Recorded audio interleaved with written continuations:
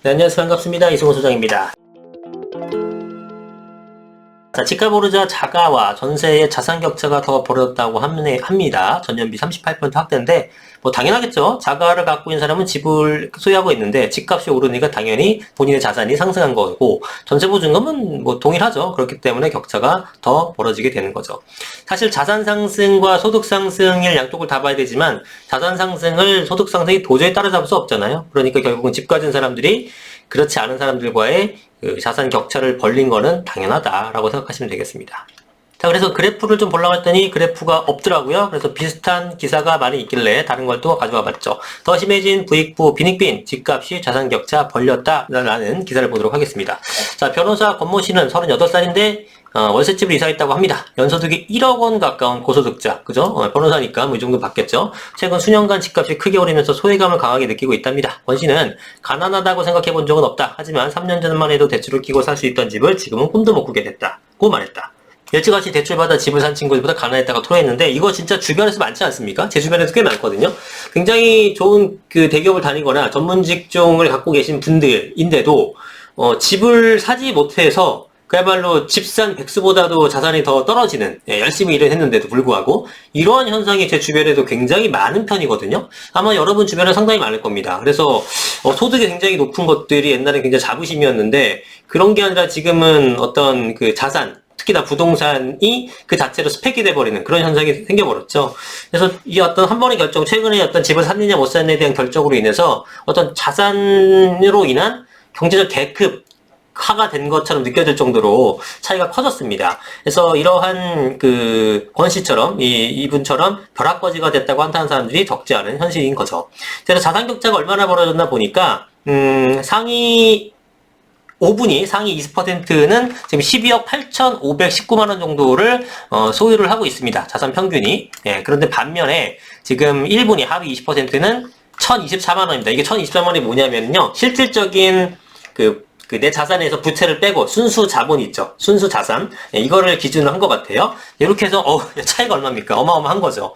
예, 그래서 이게 지금 5분위 비율은 뭐 줄었는데 실제로 격차는 더 벌어진 거 아니겠습니까? 올라간 게 400 몇십만 원, 400만 원 올라갔는데 여기는 올라간 게 1억 6천 올라갔으니까 격차는 절대 금액은 점점 더 벌어지고 있다라는 겁니다. 자, 순자산액이 1억 6천, 상위는 1억 6천 올라갔을 때 하위는 349만 원밖에 안 늘었어요. 근데 이거는 점점 더 커질 수밖에 없죠. 그죠? 얘는 눈덩이가 점점 더 커지고 얘는 아직도 조그만 상태밖에 안 되는 거니까 시간이 갈수록 더 벌어지는 거는 어쩔 수 없이 나타나는 현상 같습니다.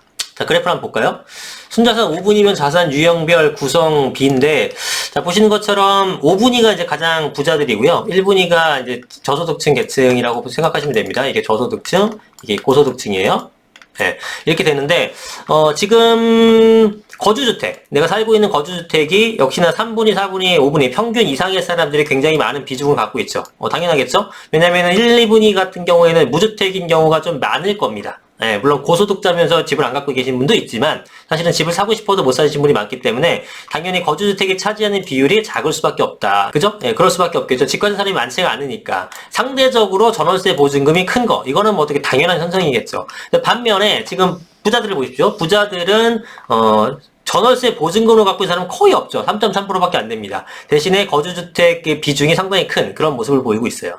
근데 5분위가 제일 부자들인데 5분위보다는 부자가 아닌 3, 4분위에서 비율적으로는 거주주택의 비율이 더 크죠. 이거는 당연하게도 3, 4분위 사람들이 더 큰 집, 더 비싼 집을 갖고 있느냐 그 뜻이 아니고 이거는 본인의 소득 대비한 자산 유형별 구성 비율이잖아요. 그러니까 내가 더 비싼 집을 갖고 있지만 3, 4분위보다 내가 훨씬 더 부자기 때문에 상대적으로 비율이 낮게 잡힌 것뿐입니다. 당연히 더 부자들이니까 더 좋은 집을 살겠죠. 대부분은. 그렇죠. 네, 그러다 보니까 이 3, 4분위가 이제 내가 적당한 소득인데 이제 아파트 같은 거 좀 가격이 올라가다 보니까 이제 거주주택에 대한 비중이 커진 거고 반면에 5분위 제일 상위 계층의 사람들은 거주주택은 좋은 걸 쓰지만 돈이 많아서 비율은 작다. 그런데 거주주택 이외, 예를 들면은 뭐 상가가 됐던 아니면 좀 돈이 많은 분은 빌딩이 됐던 거주주택 이외의 것들에 대해서는 비중이 높죠. 그죠? 당연히 돈이 많으니까 이런 부동산 쪽으로 많이 쏠리게 되는데 안전자산 쪽으로 상대적으로 3, 4분위는 비중, 거주주택이 비중이 큰 거고 요거에 대한 비중은 작을 수밖에 없겠죠. 이거 사게 되면 사실 여러분 돈 안 남잖아요. 그죠? 웬만한 사람들은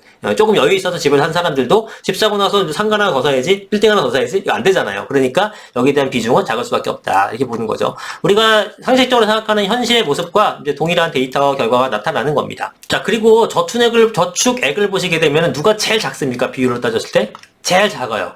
돈이 제일 많은 애들이 돈을 제일 적게 비율을 구성하고 있는 거죠. 그러니까 뭡니까? 부자인 분들은 저금 잘 안 합니다. 실제로. 저금 잘 안 하고 뭔가를 계속 사요. 왜냐하면 이제 돈에 대해서 어느 정도 이제 경제적 깨달음이 있으신 분들이잖아요. 돈과 가치가 하락한다. 이 종이지폐라는 거에 대해서는 시간이 갈수록 가치가 떨어진다는 것을 깨닫고 있는 분들이 많다는 거죠. 뭔가 실물 자산화하거나 이거를 다른 자산화하는 그런 모습을 보이는 거예요. 자, 근데 반면 올라갈수록 당연히 비중이 높아지죠. 4분위 16, 3분위 18, 2분위 21, 1분위 24. 그러니까 이런 분들은 종이 돈 이게 뭐 얼마 많지는 않지만 이것마저 없애게 되면 불안하기 때문에 일정 부분의 저축을 할 수밖에 없는 모습입니다. 예, 이거는 어느 나라나 다 이런 식으로 1분위부터 5분위까지의 계층을 구성해 보게 되면 나타나지 않을까 싶습니다.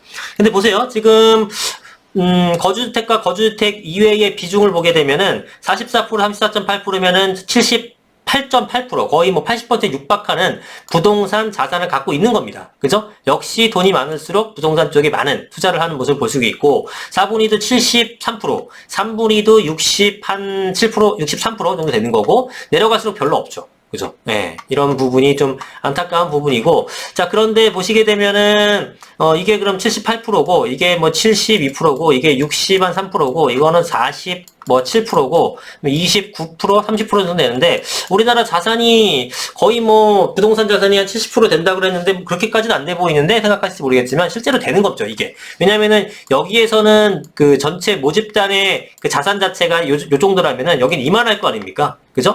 여기서 30%면 여기밖에 구성이 안 되는 건데 이거 전체로는 80%니까 거의 이만큼이라는 거예요. 그럼 평균적으로 이걸 다 합쳤을 때에 이쪽의 구성비가 가장 모집단이 크기 때문에 78%, 72% 얘네들이 큰 구조를 차지해서 전체적으로 평균 내게 되면은 한 70% 정도는 부동산 자산을 갖고 있는 겁니다. 우리나라에서는. 그래서 그 데이터도 맞는 거예요. 이걸 보더라도. 자, 무슨 얘기인지 아시겠죠? 하여튼 이제 부자들은 돈을 이제 저금을 한다기보단 현금을 갖고 있기보다는 뭔가 실물 자산화 한다라는 것을 알아두셨으면 좋겠습니다. 이게 무슨 의미겠습니까? 무슨 의미겠습니까? 예, 부자가 되려면 부자를 따라하라. 이렇게 간단한 좀 격언을 드립니다. 자, 그래서 여러분들이 1분위에서 2분위, 2분위, 3분위, 3분위에서 4분위, 4분위에서 5분위로 이렇게 가고 싶다 그러면은 이러한 비중을 늘리는 것이 정답입니다. 이렇게 저금을 하고 전월세로 사는 이런 형태에 대해서는 사실은 가난에서 식배 극복이 잘 안 될 물론 그 와중에서도 이제 언제 어떤 지역을 사고 뭐 디테일한 부분이 있습니다만 전체적인 거시적인 측면이라든가 큰 틀에서는 그렇다라는 걸